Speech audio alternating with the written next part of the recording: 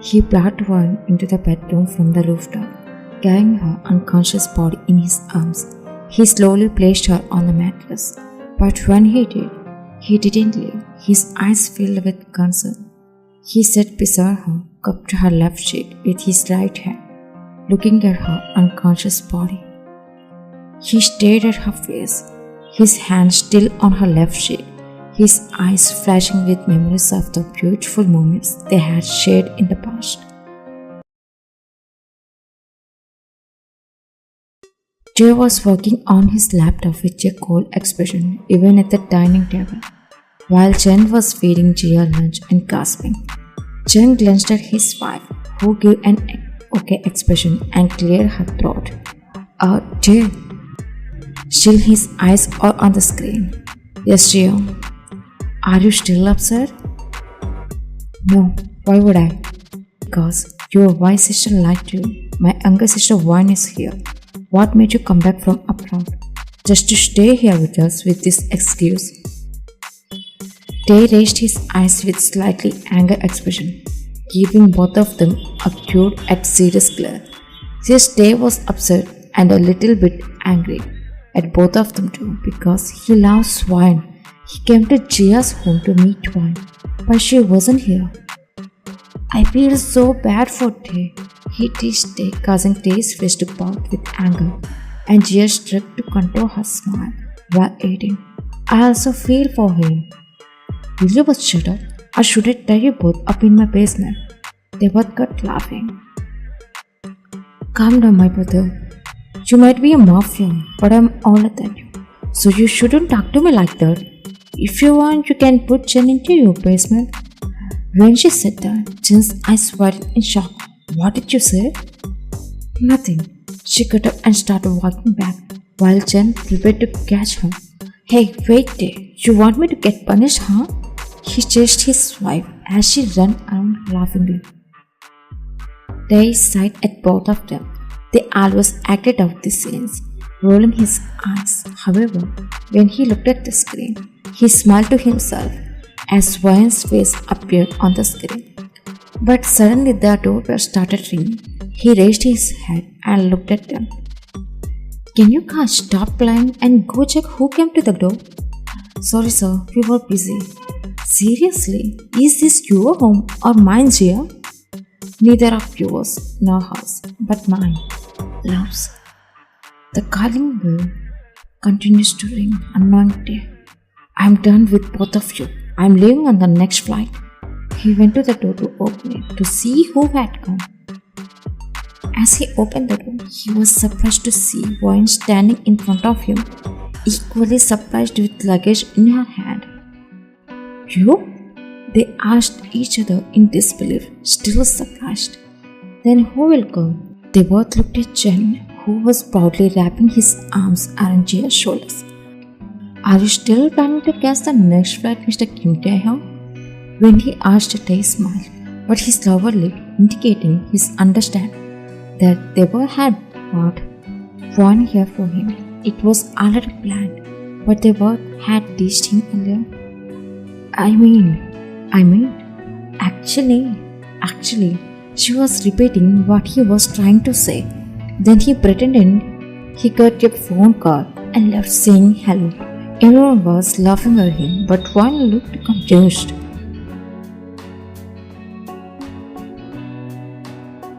When I told you right, I'll cook, you just sit. She took the pan from Vine and continued cooking. Oh Jia, why do you always refuse to let me do any work? It's not like I'm your princess. But you are a princess to us. Vine smiled. When did your brother come back? Why? Even though she knows, she pretended not to know that Vine loves Tay. Why are you curious about your brother-in-law? I'm just asking, pretending nothing. Come on, I know you love my younger brother, so why hesitate? Jia, don't I know that I have noticed both of your gazes at each other since the beginning? One feeling shy. So tell me, when will you both get married? Teasing Vine.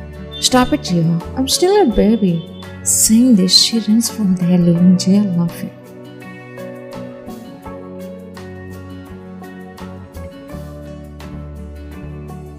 Wine quickly came to the rooftop to get another dry glass before it started raining.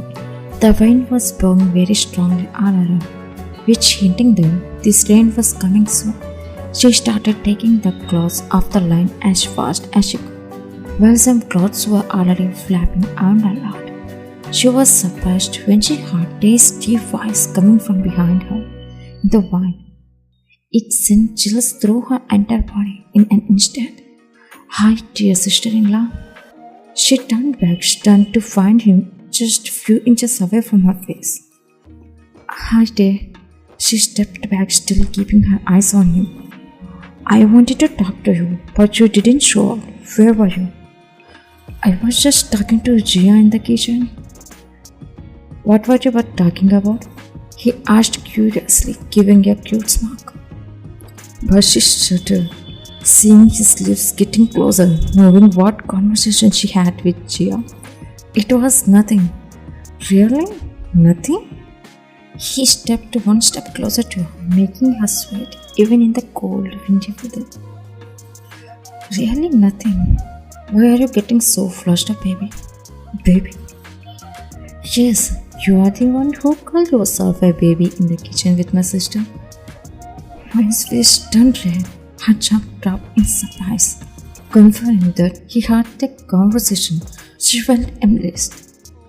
She was about to run away in shyness, but Dave stopped her by hugging her from behind, which was unexpected for her. "Dave, what are you doing? Hugging my future wife?" She was speechless when he climbed her as his future wife. He snuggled closer, wrapping his arms tightly around her waist, bringing their bodies together. She closed her eyes, placed her arms gently on his grip, while he brushed his cheek against hers tenderly. As the cold wine dazzled them both, "I came for you only one when I saw you for the first time. In that second I told myself that you are mine. If I had to marry you, it'd only be you." He kissed her shoulder while still back hugging her.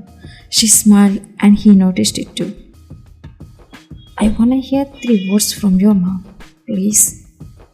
Her smile widened, but she asked him as if she didn't get it, just wanting him to say, "I love you" to her. "What is that?" "I know you understood it." "Please say it." She kept denying, as if she really didn't know, so he turned her to face him. "Baby, don't tease me. I really didn't get what you were talking about, Dave," she said innocently. He narrowed his eyes at how she was acting. "Is that so? Well, I know how to make you say it." He pretended to kiss her lips, and she flinched and jerked her head away. "Hey, I know. Say it then." "I... love... Hey, it's raining. I need to go." The rain started, but she purposely stopped in the middle and ran away. Dave was shocked by how easily she escaped. He was upset, but also happy. Dave whispered himself as the raindrops fell on him. "I won't leave you, while you are my wife.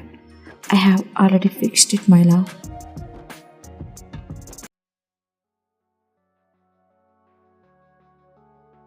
I wish what was happening now was just a nightmare.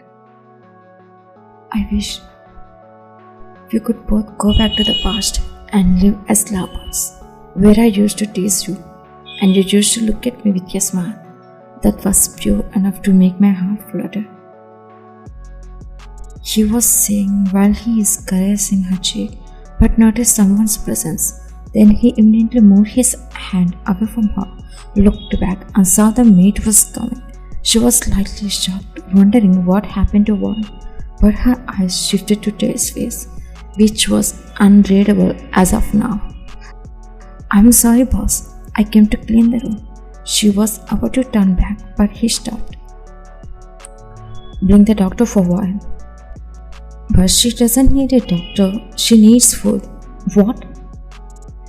"It's almost 3 days since he ate something." "What the heck? I even allow her to eat on the same day." But she still hasn't eaten anything? It's because of your mom. What's going on here? She glared at the maid, who then reluctantly shut her mouth. Mom, why is she starving herself? She is stubborn. She annoyed us so much. Even raised her voice at Gia. Really? Yes, and Gia hasn't even stepped out of the room because of pain. And she even went to her home saying she is getting hurt because of this girl. How can you let her go, Mom? Go and bring her back to our home.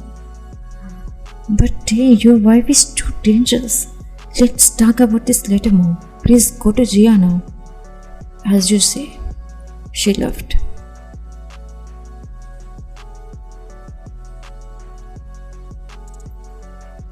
They brought the doctor and the doctor checked one and gave her an injection while she was still sleeping. Because she was very weak, the doctor said she needed to eat something, take medicines, otherwise she would get worse. And then he left. They were still there waiting for her to wake up. When she slowly started moving, rubbing her eyes, he alerted his position by sitting steady. She was confused about how she had been sleeping in the bedroom since she remembered being on the rooftop. How are you feeling now? He asked her coldly. She was surprised to see Dee there. He even asked her. She thought to herself. And when did he come back? She managed to sit up straight slowly. How did I get here? I saw you were unconscious on the rooftop in the cold weather. So I brought you to the room. The doctor gave you an injection because you are too weak. Saying this, he went to the table, took a plate of food, and brought it to us wife. He showed the food to her, and she licked her bottom lip as she was feeling hungry, and she wanted to eat. Eat it. Even his normal way of speaking sounded like command, which she never liked when he commanded her. So she stopped herself not to eat, not wanting to feel like his slave. No, I'm not asking you. I am commanding you to eat. That's why I would eat. She talked back because she didn't like him commanding her. He wanted to help, but he shut his eyes and asked one more time kindly, are you gonna eat or not? Am I a slave who needs permission to eat for myself? And I shouldn't even eat when you come in?